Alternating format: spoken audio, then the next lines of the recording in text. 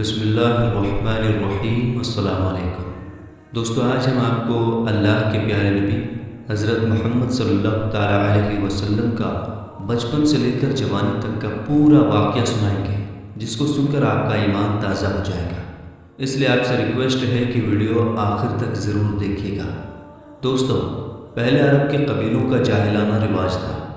ہر قبیلے کا اپنا اپنا مذہب تھا اور ان سب کے دیوی دیوتا بھی الگ الگ تھے۔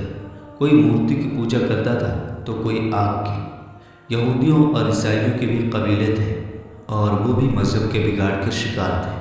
اس وقت لوگ اللہ کو چھوڑ کر انسانوں اور پیڑ پہاڑوں کی پوجا کرنے میں لگے ہوئے تھے۔ پورے عرب میں دنگا فساد عام تھا۔ عورتیں اور بچے محفوظ نہیں تھے۔ لوگوں کی جان اور مال کی حفاظت کی کوئی گارنٹی نہیں تھی۔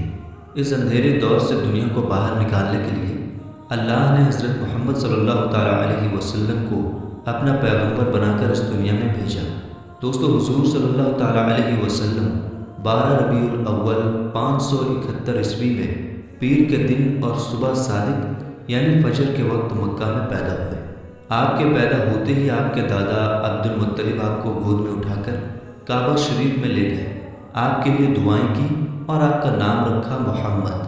پوتے کی پیدائش کی خوشی میں آپ کے دادا نے 7ویں دن اپنے قبیلے کے لوگوں کی دعوت کی۔ لوگوں نے آ کر آپ کے دادا سے پوچھا کہ آپ نے ان کا نام محمد کیوں رکھا ہے؟ تو آپ کے دادا نے جواب دیا کہ میں چاہتا ہوں کہ میرے پوتے پر اسلام کا اثر پڑے، اور آپ کی والدہ سیدہ آمنہ نے آپ کا نام احمد رکھا۔ دوستو، پیغمبر حضرت محمد مصطفیٰ صلی اللہ تعالیٰ علیہ وسلم جب پیدا ہوئے تو آپ کی ختنہ پہلے سے ہی کی ہوئی تھی اور آپ کی آنکھوں میں سرما بھی لگا ہوا تھا اور آپ کا تمام بدن پاکیزہ تھا۔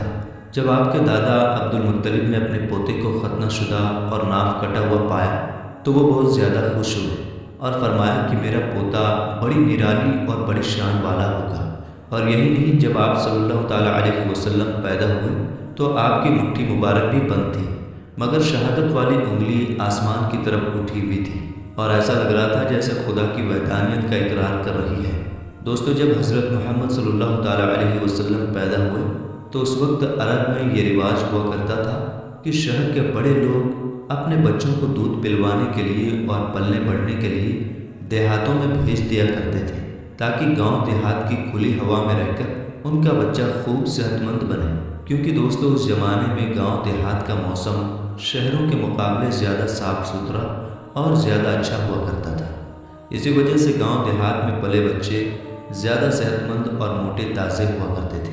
دوستو، اسی رواج کے مطابق پیغمبر حضرت محمد صلی اللہ تعالیٰ علیہ وسلم کو بھی مکہ سے دور طائف کے قریب ایک علاقہ ہے جہاں بنی سعد قبیلہ رہتا ہے، وہاں لے جایا گیا اور ایک دائی کو سونپ دیا گیا جس کا نام دائی حلیمہ تھا، اور وہ بنی سعد قبیلے سے تھی، اس لیے ان کو حلیمہ سعدیہ بھی کہا جاتا ہے۔ دوستو، دائی حلیمہ بہت غریب گھرانے سے تھی، اس لیے انہوں نے آپ صلی اللہ تعالیٰ علیہ وسلم کی پرورش کا ذمہ لیا، یہ سوچ کر کہ 2 سال ان کی پرورش کروں گی تو اس کے بدلے میں مجھے کچھ مال مل جائے گا تاکہ اس سے ان کی زندگی کا گزر بسر اچھی طرح سے ہو سکے۔ دوستو، جیسے ہی حضرت آمنہ نے اپنے پیارے بیٹے حضرت محمد صلی اللہ تعالیٰ علیہ وسلم کو دائی حلیمہ کے حوالے کیا، اور جو ہی دائی حلیمہ نے آپ صلی اللہ تعالیٰ علیہ وسلم کو اپنی گود میں اٹھایا تو اسی وقت سے دائی حلیمہ کی زندگی میں رحمت اور برکت ہونی شروع ہو گئی۔ دوستو، اس وقت عربوں میں یہ رواج تھا کہ بچے کی پرورش کا ذمہ 2 سال کا ہوا کرتا تھا، اور ہر 6 مہینے کے بعد بچے کو اس کے گھر والوں سے ملانا ہوتا تھا۔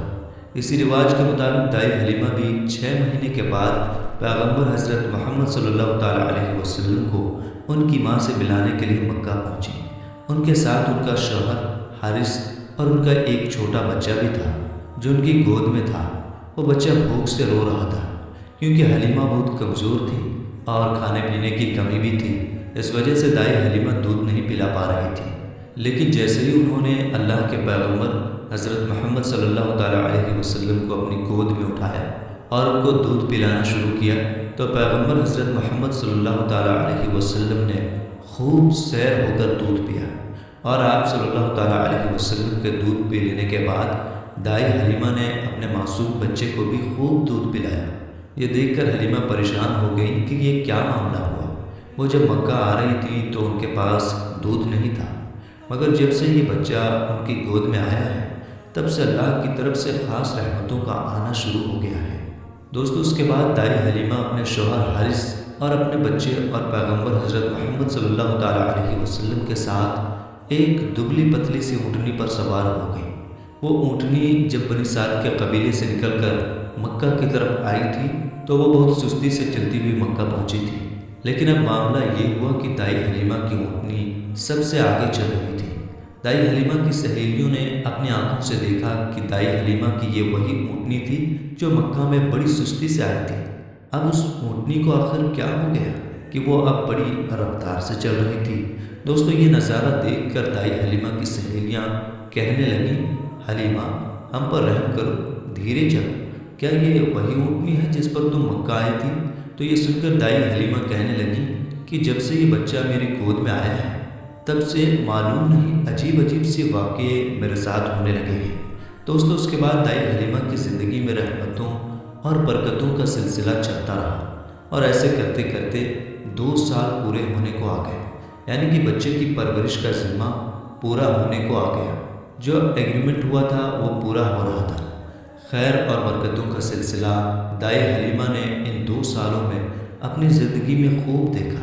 اس وجہ سے ان کا دل نہیں چاہ رہا تھا کہ وہ اس نورانی بچے کو واپس اس کے گھر والوں کو سونپ دے، مگر دستور کے مطابق 2 سال کے بعد اس کو واپس سونپنا ہی تھا۔ اس لیے 2 سال کے بعد دائی حلیمہ پیغمبر حضرت محمد صلی اللہ تعالیٰ علیہ وسلم کو اپنے ساتھ لے کر مکہ کی طرف نکل پڑی۔ جب وہ مکہ میں پہنچی تو حضرت آمنہ سے کہنے لگی کہ آپ کا بچہ بڑا ہی برکتوں اور رحمتوں والا بچہ ہے۔ جب سے یہ بچہ میری گود میں آیا ہے تب سے میری تو زندگی ہی بدل گئی ہے۔ میری زندگی میں برکتوں رحمتوں کا دور شروع ہو گیا ہے۔ اس لیے میری آپ سے گزارش ہے کہ آپ تھوڑے دن اس بچے کو میرے پاس رہنے دیں، میں تھوڑے دن اس کی پرورش کرنا چاہتی ہوں۔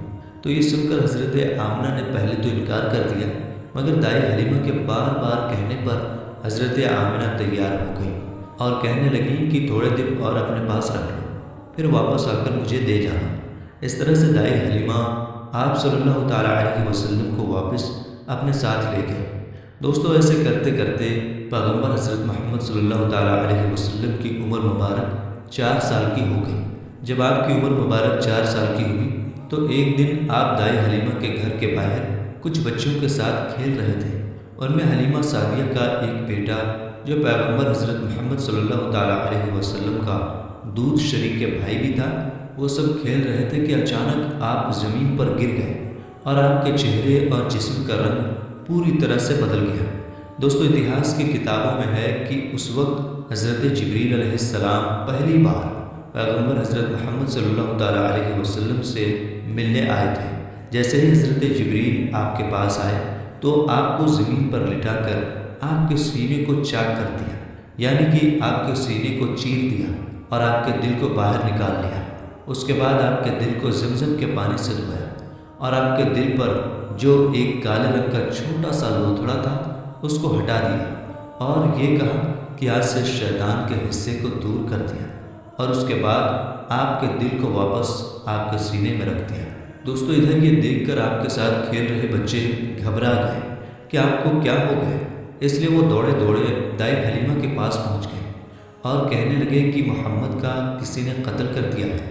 تو یہ سن کر دائی حلیمہ بہت گھبرا گئی اور پریشان ہو اٹھی اور بھاگتی ہوئی سوچنے لگی کہ مجھے 2 سال کے بعد ہی اس کو اس کی ماں کو دے دینا چاہیے تھا، اب اس کی ماں کو میں کیا منہ دکھاؤں گی۔ یہ سوچتے ہوئے دائی حلیمہ بھاگتی ہوئی آپ تک پہنچی تو حلیمہ نے دیکھا کہ آپ کے جسم کا رنگ بدلا ہوا ہے، مگر تھوڑی دیر کے بعد آپ کو ہوش آ گیا۔ یہ دیکھ کر حلیمہ کی جان میں جان آئی اور کہنے لگی اب اس کو اور نہیں رکھوں گی اپنے پاس۔ اس کے بعد دائی حلیمہ مکہ پہنچی اور پیغمبر محمد صلی اللہ تعالیٰ علیہ وسلم کو حضرت آمنہ کے حوالے کر دیا۔ دوستو اس کے بعد 4 سال کی عمر کے بعد آپ اپنی ماں حضرت آمنہ کے پاس رہنے لگے۔ اس کے بعد زندگی کے دن بیتتے چلے گئے۔ سن 575 یا 576 میں جب آپ کی عمر 5 اور 6 سال کے بیچ ہوئی تب آپ اپنی ماں حضرت آمنہ کے ساتھ اور اپنے دادا عبد المطلب کے ساتھ مدینہ کی طرف نکلے۔ مدینہ میں آپ کے لیے 2 خاص باتیں تھیں۔ ایک تو یہ کہ مدینہ میں آپ کے والد حضرت عبداللہ کی قبر مبارک تھی، اور دوسری بات یہ تھی کہ مدینہ میں آپ کے دادا عبد المطلب کا ننھال بھی تھا۔ دوستو، اس زمانے میں سفر 1 مہینے یا 1.5 مہینے کا ہوا کرتا تھا، اس لیے آپ کا یہ سفر بھی تقریباً مہینے بھر کا تھا۔ 1 مہینے کے بعد جب آپ پلٹ کر واپس مکہ کی طرف آ رہے تھے تو آپ کی زندگی میں جو واقعہ پیش آیا اسے دیکھ کر آپ کے دادا عبد المطلب بھی رونے لگے۔ اللہ کے پیغمبر حضرت محمد صلی اللہ تعالیٰ علیہ وسلم کو اپنے بچپن کی عمر میں ہی آپ کو دوسرا بڑا جھٹکا لگا اور اللہ نے آپ کو ایک اور آزمائش میں ڈال دیا۔ دوستو، ہوا یہ کہ آپ جب 1 مہینے کے بعد مدینہ سے واپس مکہ آ رہے تھے تو راستے میں ہی آپ کی والدہ حضرت آمنہ کی طبیعت بگڑ گئی اور وہ بری طرح سے بیمار پڑ گئی، اور اس کے بعد ان کا انتقال ہو گیا۔ مکہ اور مدینہ کے بیچ الابوا نام کی ایک جگہ ہے، وہیں پر حضرت آمنہ کو دفن کیا گیا، اور اس طرح سے آپ 6 سال کی عمر میں ہی یتیم ہو گئے۔ آپ کی اس حالت کو دیکھ کر آپ کے دادا عبد المطلب بہت پریشان ہوئے اور وہ رونے لگے۔ ایک تو یہ کہ آپ کی پیدائش کے کچھ دن پہلے آپ کے والد حضرت عبداللہ کا انتقال ہو گیا تھا، اور اب دوسرا جھٹکا یہ لگا کہ آپ کی عمر ابھی 6 سال کی بھی نہیں ہوئی تھی کہ آپ کی والدہ کا بھی انتقال ہو گیا۔ یہ دیکھ کر آپ کے دادا عبد المطلب کو بہت دکھ ہوا، مگر وہ بھی کیا کرتے، ایک دن تو سب کو مرنا ہے۔ اس کے بعد آپ کے دادا عبد المطلب نے آپ کو اپنی گود میں اٹھایا اور مکہ کی اور چل پڑے، اس فکر کے ساتھ، اس سوچ کے ساتھ کہ آخر اس معصوم سے بچے کے ساتھ ایسا کیوں ہو رہا ہے۔ دوستو، آپ ذرا سوچ کر دیکھیے کہ ان بچوں پر کیا بیتتی ہوگی جو بچپن میں ہی یتیم ہو جاتے ہیں، جن کے والد اور والدہ کا انتقال بچپن میں ہی ہو جاتا ہے۔ اس کے بعد ایسے بچوں کو لوگ دھتکار بھری نظروں سے دیکھتے ہیں، پھر ایسے بچوں کے ساتھ اچھا برتاؤ بھی نہیں کیا جاتا۔ مگر آپ کے ساتھ اللہ کی مدد تھی، جیسا کہ اللہ نے خود قرآن پاک میں ارشاد فرمایا ہے کہ آپ کے یتیم ہونے پر اللہ کی مدد آپ کے ساتھ تھی، اسی وجہ سے آپ کے ساتھ اچھا معاملہ پیش آیا اور اللہ نے آپ کو سہارا دیا۔ دوستو، اس کے بعد آپ کے دادا عبد المطلب آپ کو غم کے ساتھ لے کر مکہ میں پہنچے۔ آپ کے گھر کے اندر غم کا ماحول تھا۔ ابو طالب جو آپ کے چچا تھے وہ آپ کو اس حالت میں دیکھ کر رونے لگے۔ ابو طالب آپ کو بہت چاہتے تھے، اور عبد المطلب بھی اپنے بیٹوں سے زیادہ اور اپنے پوتوں سے زیادہ پیغمبر حضرت محمد صلی اللہ تعالیٰ علیہ وسلم کو چاہتے تھے۔ دوستو، ہم آپ کو بتا دیں کہ عبد المطلب وہ شخص تھے جو قریش کے بہت بڑے سردار تھے۔ ان کی لوگ سب سے زیادہ عزت کیا کرتے تھے۔ کعبہ کی چھاؤں میں ان کے لیے ایک خاص فرش بچھایا جاتا تھا جس پر صرف وہی اکیلے بیٹھتے تھے، کسی دوسرے کو اس پر بیٹھنے کی اجازت نہیں ہوتی تھی۔ اللہ کے پیغمبر حضرت محمد صلی اللہ تعالیٰ علیہ وسلم ابھی چھوٹے تھے، کھیلتے کھیلتے وہاں پر آ جایا کرتے تھے اور آ کر اس پر بیٹھ جایا کرتے تھے، اور حضرت عبد المطلب کے ساتھی آگے آتے تاکہ ان کو اٹھا کر وہاں سے الگ بٹھا دیا جائے، لیکن عبد المطلب ان کو روکتے تھے اور کہتے تھے کہ یہ میرا پوتا ہے اور اسے بیٹھنے دیں۔ پھر آپ کے دادا آپ کے سر پر اور آپ کی پیٹھ پر ہاتھ پھیرتے اور آپ کو اپنے پاس بٹھا لیتے تھے۔ دوستو، کہنے کا مطلب یہ ہے کہ آپ کے دادا عبد المطلب کے دل میں آپ کے لیے محبت کوٹ کوٹ کر بھری ہوئی تھی۔ آپ کی وہ ہر خواہش کا خیال رکھتے تھے، آپ کی ہر ضرورت کو وہ پورا کیا کرتے تھے، آپ کو کسی بھی طرح کی کوئی تکلیف نہیں ہونے دیتے تھے۔ وہ ہمیشہ آپ کو اپنے ساتھ رکھتے، اپنے ساتھ میں گھماتے پھراتے اور ہمیشہ آپ کو خوش رکھتے۔ دوستو، ایسا کرتے کرتے دن بیتتے چلے گئے۔ اب آپ کی عمر مبارک 8 سال کی ہو گئی، مگر سوچیے اللہ کے نبی نے کیسی کیسی آزمائشوں سے گزر کر اپنے زندگی کا سفر پورا کیا۔ اب آپ کی عمر مبارک 8 سال 2 مہینے 10 دن کی ہوئی تو ایک دن اچانک آپ کے دادا عبد المطلب کا بھی انتقال ہو گیا۔ مرتے وقت آپ کے دادا نے آپ کی پرورش کا ذمہ ابو طالب کو سونپ دیا۔ ابو طالب آپ کے سگے چچا تھے۔ دوستو، ذرا سوچئے اس بچے پر کیا گزرتی ہوگی جس کے بچپن میں نہ تو ماں کا ساتھ ہوتا ہے اور نہ ہی باپ کا ساتھ، ایک دادا کا سہارا ہوتا ہے، وہ بھی چلا جاتا ہے۔ اس کے بعد آپ کی پرورش کا ذمہ آپ کے چچا ابو طالب اٹھاتے ہیں۔ دوستو، اس کے بعد ابو طالب نے آپ کو سہارا دیا، آپ کی ہر طرح سے حفاظت کی، آپ کی دشمنوں سے، تلوار سے، ہر طرح سے آپ کو محفوظ رکھا اور آخری سانس تک آپ کی مدد کرتے رہے۔ حالانکہ ابو طالب پیسے والے نہیں تھے، پھر بھی آپ کو کسی بھی بات کی کمی محسوس نہیں ہونے دی۔ آپ جس بھی چیز کی خواہش کرتے تھے آپ وہ پوری کر دیتے تھے۔ میرے دوستو، اس کے بعد دن بیتتے چلے گئے۔ ابو طالب جب بھی کسی سفر پر جاتے تو آپ حضرت محمد صلی اللہ تعالیٰ علیہ وسلم کو اپنے ساتھ لے کر جاتے، کیونکہ اس زمانے میں سفر بہت لمبا ہوا کرتا تھا، 1-1.5 مہینے کا سفر ہوتا تھا، اور ابو طالب نہیں چاہتے تھے کہ یہ معصوم سا بچہ جس کے نہ والد نہ والدہ کا سہارا ہے نہ کوئی دادا کا سہارا ہے، اس کو کسی اور کے بھروسے چھوڑ کر جاؤ اور اس کو تکلیف ہو۔ دوستو، ایک بار ابو طالب اپنے قافلے کے ساتھ ملک شام کی طرف تجارت کے لیے روانہ ہوئے۔ یاد رکھیں، پہلے عرب میں جو لوگ تھے، خاص کر کے قریش کے لوگوں کا امپورٹ ایکسپورٹ کا بزنس تھا، یعنی کہ وہ ایک جگہ سے سامان خریدتے تھے اور دوسرے جگہ پر لے جا کر اس کو بیچ دیتے تھے۔ اس طرح سے وہ لوگ سامان خریدتے اور بیچتے تھے۔ اسی کام کے سلسلے میں ابو طالب اپنے قافلے کے ساتھ ملک شام کی طرف نکلے۔ ساتھ میں آپ نے حضرت محمد صلی اللہ تعالیٰ علیہ وسلم کو بھی لے لیا اور آپ کو ایک اونٹنی پر سوار کر دیا۔ ابو طالب کا جب یہ قافلہ ملک شام کے بارڈر پر پہنچا تو رات ہو چکی تھی، اس لیے انہوں نے وہیں پر اپنا پڑاؤ ڈالا تاکہ وہ وہیں پر رات گزار سکیں اور اپنی تھکان دور کر سکیں۔ دوستو، ہم آپ کو بتا دیں کہ اس زمانے میں راہب ہوا کرتے تھے جو ایک جگہ سے دوسری جگہ پیدل جایا کرتے تھے۔ اس زمانے میں ایک عیسائی راہب تھا، یعنی کہ کرسچن راہب تھا، جو لوگوں کی رہنمائی کرتا تھا۔ وہ کبھی اپنے گھر سے باہر نہیں نکلتا تھا، یعنی کہ وہ ہمیشہ اپنے گھر کے اندر ہی رہتا تھا۔ جب اس کو معلوم چلا کہ ان کے سامنے کسی نے پڑاؤ ڈالا ہے تو وہ دوڑتا ہوا ان کے پاس آیا اور پیغمبر حضرت محمد صلی اللہ تعالیٰ علیہ وسلم کو لے لیا اور ابو طالب سے کہنے لگا کہ یہ بچہ ساری دنیا کا سردار بن کر آیا ہے۔ اس کی یہ بات سن کر ابو طالب حیران ہوئے اور پوچھنے لگے کہ تمہیں کیسے پتا؟ تم کو کس نے بتایا ہے کہ یہ بچہ ساری دنیا کا سردار بن کر آیا ہے؟ تو اس راہب نے کہا کہ جب تم اس گھاٹی سے ادھر اس گھاٹی میں آ چکے تھے تو اس گھاٹی میں ایسا کوئی بھی درخت اور پتھر نہیں تھا جو اس بچے کو دیکھ کر نہ جھکا ہو، اور پتھر اور درخت صرف انہی لوگوں کے آگے جھکتا ہے جس کو اللہ اپنا پیغمبر بنا کر بھیجتا ہے۔ اس کے بعد وہ کہنے لگا تم اس بچے کو ملک کے ساتھ ساتھ لے کر مت جانا، کیونکہ آگے یہودیوں سے ان کو خطرہ ہے، کہیں وہ اس کا قتل نہ کر دیں، اور میں اس بچے کو اچھی طرح سے پہچانتا ہوں کیونکہ تورات اور انجیل میں ان کے رسول ہونے کا ذکر آیا ہے، اور میں اس بچے کو اچھی طرح سے پہچانتا ہوں۔ ان کی پیٹھ کے نیچے ایک سیب کی طرح جو نبوت کی مہر لگی ہے، اس مہر سے بھی میں ان کو پہچانتا ہوں، لہٰذا تم انہیں ملک شام لے کر مت جانا۔ دوستو، اب ابو طالب کو اس راہب کی باتوں پر یقین آ چکا تھا کہ وہ جو کہہ رہا ہے بالکل سچ کہہ رہا ہے۔ اس کے بعد ابو طالب نے کسی شخص کے ذریعے سے پیغمبر محمد صلی اللہ تعالیٰ علیہ وسلم کو واپس مکہ میں پہنچا دیا، کیونکہ ابو طالب کو اب یہ معلوم ہو چکا تھا کہ یہ جو بچہ ہے یہ کوئی معمولی بچہ نہیں ہے، یہ بچہ خاص مرتبے والا بچہ ہے۔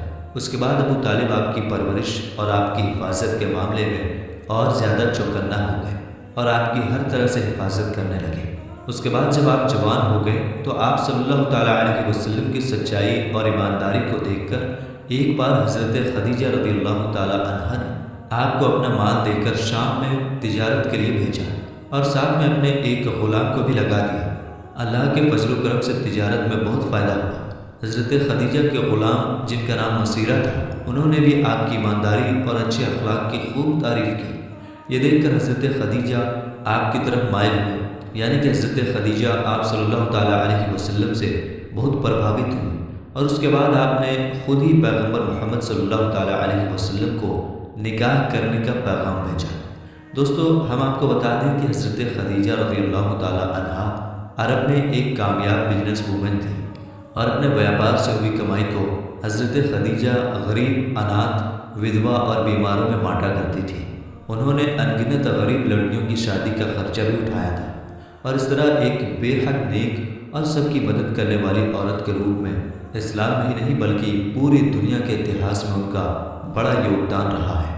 یعنی کہ حضرت خدیجہ ہمیشہ غریب لوگوں کی اناج اور کپڑوں سے مدد کیا کرتی تھی۔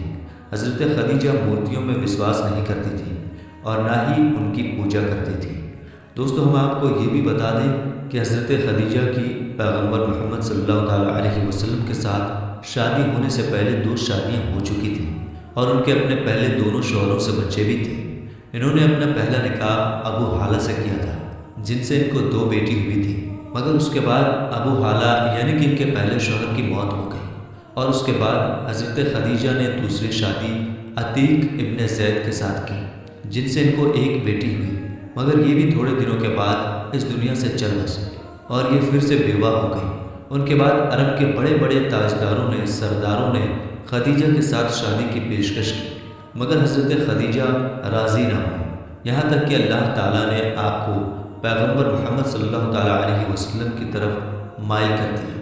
دوستو، اس کے بعد حضرت خدیجہ نے پیغمبر محمد صلی اللہ تعالیٰ علیہ وسلم کی ایمانداری اور تجارتی سفر کو دیکھ کر تیسرے نکاح کا پیغام آپ نے خود ہی اپنی ایک خاص سہیلی جس کا نام نفیسہ تھا، اس کے ذریعے آپ نے پیغمبر محمد صلی اللہ تعالیٰ علیہ وسلم کے پاس نکاح کا پیغام بھیجا۔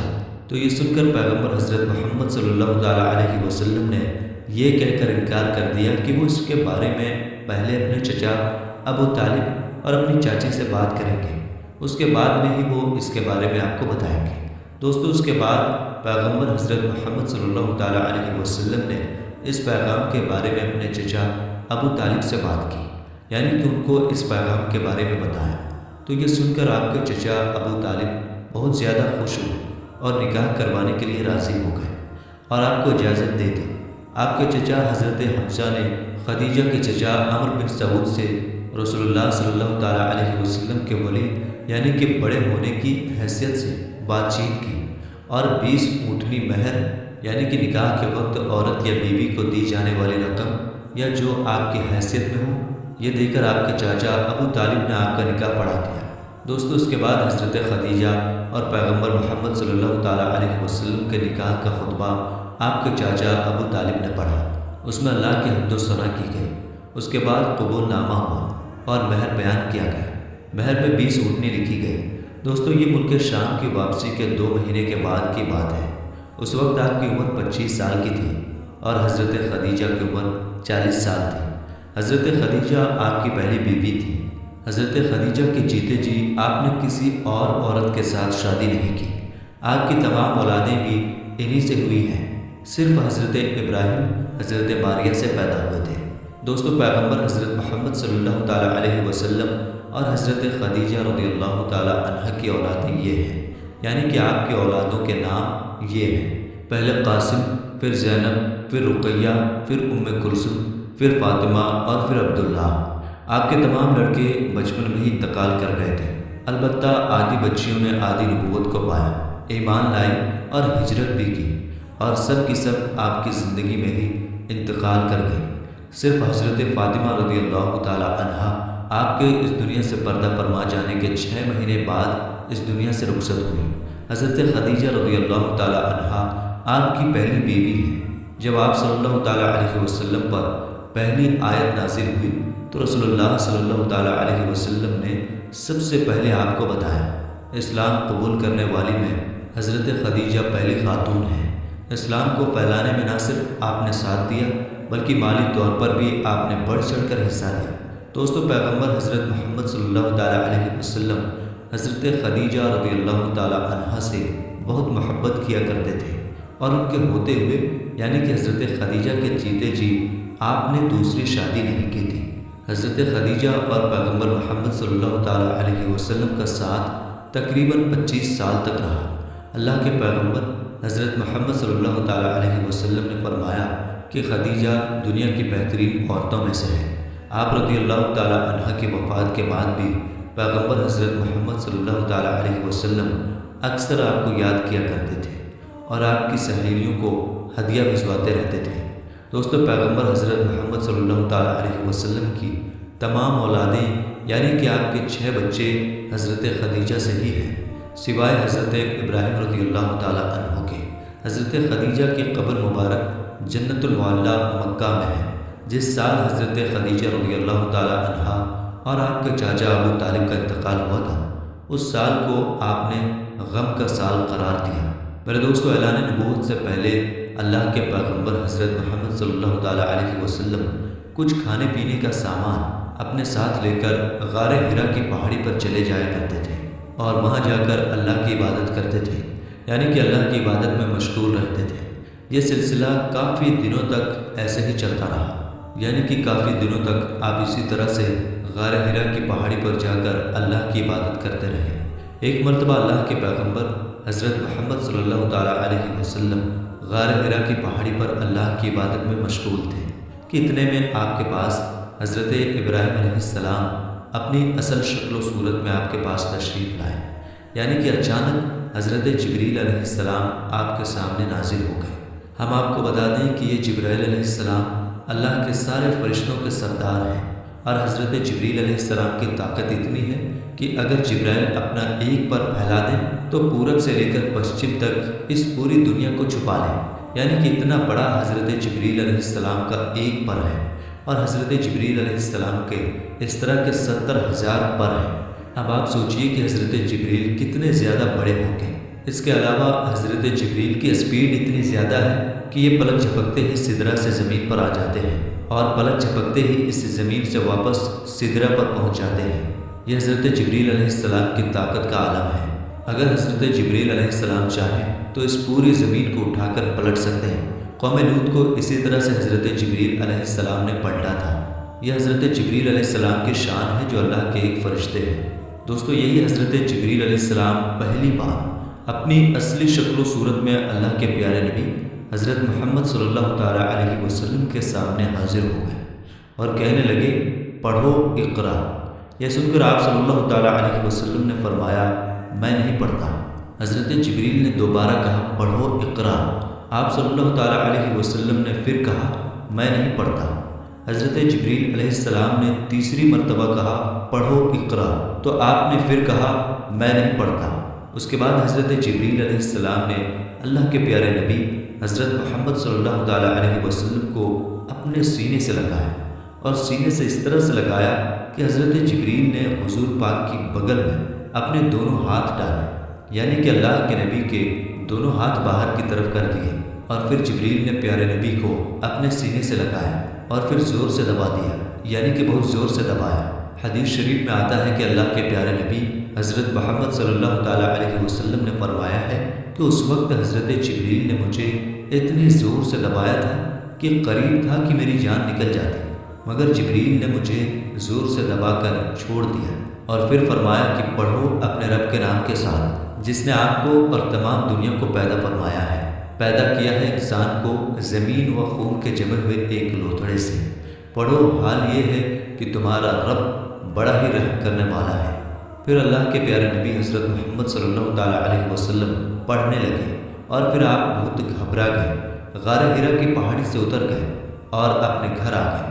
یعنی کہ یہ واقعہ ہونے کے بعد اللہ کے پیارے نبی حضرت محمد صلی اللہ تعالیٰ علیہ وسلم گھبرائے ہوئے اپنے گھر تشریف لائے۔ اس وقت آپ کا بدن کانپ رہا تھا، جس طرح سے انسان کا بدن سردی سے کانپتا ہے، یعنی کہ اس وقت آپ بہت ہی زیادہ خوف کی حالت میں آ گئے تھے۔ آپ صلی اللہ تعالیٰ علیہ وسلم بہت ہی زیادہ گھبرائے ہوئے اپنے گھر آئے، اور آپ نے اپنی بیوی حضرت خدیجہ رضی اللہ تعالیٰ عنہا سے فرمانے لگے، چادر لاؤ اور مجھ کو چادر اڑا دو۔ حضرت خدیجہ چادر لے کر آئیں، اور پھر آپ وہ چادر اوڑھ کر سو گئے۔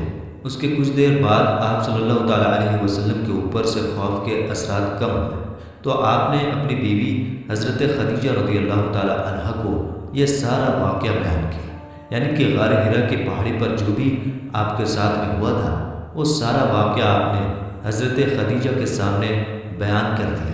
یہ واقعہ سن کر حضرت خدیجہ نے فرمایا کہ آپ کے اوپر یہ کوئی شیطانی کام نہیں ہو سکتا ہے، کیونکہ آپ نے تو ہمیشہ غریبوں کی مدد کی ہے، آپ نے تو ہمیشہ بیواؤں کو سہارا دیا ہے، آپ تو ہمیشہ یتیموں کے سہارے بنے ہو، آپ نے ہمیشہ بے سہارا لوگوں کی مدد کی ہے، اس لیے آپ کے ساتھ میں اللہ تعالیٰ کبھی کچھ غلط نہیں ہونے دے سکتا، آپ کو اللہ کبھی اس طرح سے ضائع نہیں کرے گا۔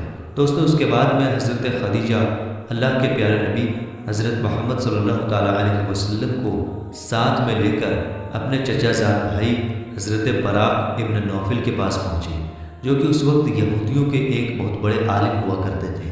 یہ اصل میں پہلے مشرک تھے، یعنی کہ بت پرست تھے، لیکن یہ بہت ہی زیادہ تعلیم یافتہ تھے، اس لیے بعد میں انہوں نے عیسائی دھرم کو قبول کر لیا تھا، اور پھر انہوں نے تورات اور انجیل کو حفظ بھی کر لیا تھا، یعنی کہ یہ اس وقت تورات کے ایک بہت ہی بڑے عالم تھے۔ اس لیے حضرت خدیجہ اللہ کے پیارے نبی حضرت محمد صلی اللہ تعالیٰ علیہ وسلم کو ساتھ میں لے کر اپنے چچا زاد بھائی کے پاس پہنچے اور جا کر سارا واقعہ بیان کر دیا۔ حضرت براق ابن نوفل کے اس وقت اپنے بڑھاپے کی وجہ سے بینائی چلی گئی تھی، یعنی کہ اس وقت وہ دیکھ نہیں پا رہے تھے۔ جب انہوں نے اللہ کے نبی حضرت محمد صلی اللہ تعالیٰ علیہ وسلم کی حالت سنی تو پوچھنے لگے کہ آپ کو کیا ہوا؟ تو آپ صلی اللہ تعالیٰ علیہ وسلم نے فرمایا کہ میں غار حرا کی پہاڑی پر اللہ کی عبادت میں مشغول تھا۔ اتنے میں میرے پاس اس طرح سے ایک بہت بڑا شخص اچانک میرے سامنے آ گیا اور پھر کہنے لگا کہ پڑھو۔ جب میں نے نہیں پڑھا تو اس نے پھر اپنے سینے سے لگا کر مجھ کو بہت ہی زور سے دبایا، پھر میں نے پڑھنا شروع کر دیا۔ اب دوستو، جیسا کہ ہم نے آپ کو پہلے بتایا کہ حضرت براق ابن نوفل اس وقت کی تورات اور انجیل کے ایک بہت بڑے عالم تھے، اس لیے وہ اللہ کے آخری نبی کے آنے کی تمام نشانیوں کے بارے میں اچھی طرح سے جانتے تھے۔ اس لیے وہ یہ سن کر کہنے لگے کہ اللہ کی قسم، جو بھی آپ کے پاس میں آیا تھا وہ وہی اللہ کا فرشتہ تھا جو حضرت موسیٰ اور حضرت عیسیٰ علیہ السلام پر نازل ہوتا تھا، یعنی کہ جو فرشتہ حضرت موسیٰ اور حضرت عیسیٰ کے پاس آتا تھا وہ فرشتہ آپ کے پاس میں آیا تھا۔ اور ان قریب ہے کہ اب آپ کی قوم آپ کو علاقے سے، آپ کو اپنے شہر سے باہر نکال دے گی، کیونکہ آج تک جس نے بھی حق کی آواز اٹھائی ہے، جتنے بھی آج تک نبی اس دنیا میں آئے ہیں، ان سب کو اسی طرح سے سزا دی گئی ہے، کیونکہ حضرت براق ابن نوفل تورات اور انجیل کے بہت بڑے عالم تھے، اس لیے وہ اللہ کے آخری نبی کے آنے کی تمام نشانیوں سے اچھی طرح سے واقف تھے، اس لیے انہوں نے یہ ساری باتیں آپ کو بتا دی۔ اور انہوں نے اس سے پہلے حضرت خدیجہ سے بھی یہ سن چکے تھے کہ وہ پیغمبر حضرت محمد صلی اللہ تعالیٰ علیہ وسلم سے نکاح بھی اس لیے کیا تھا کہ آپ سچے ہیں، آپ امانت دار ہیں۔ یہ ساری باتیں بتا کر پھر حضرت براق ابن نوفل فرمانے لگے، اگر میں اس وقت تک زندہ رہا تو میں تمہاری ضرور مدد کروں گا۔ اس کے بعد یہ سن کر وہیں پر حضرت خدیجہ نے آپ کا پہلا کلمہ پڑھ لیا، یعنی کہ حضرت خدیجہ پہلی خاتون تھیں جو آپ پر ایمان لے آئے، اور دوسرے حضرت براق ابن نوفل تھے جس نے آپ صلی اللہ تعالیٰ علیہ وسلم کی تصدیق کی، یعنی آپ کے بارے میں بتایا، یعنی کہ دوسرا کلمہ انہوں نے پڑھا۔ تو میرے دوستو، آگے کا واقعہ انشاءاللہ ہم اپلوڈ کریں گے، ملیں گے انشاءاللہ تعالیٰ اگلی ویڈیو میں۔ السلام علیکم، اللہ حافظ۔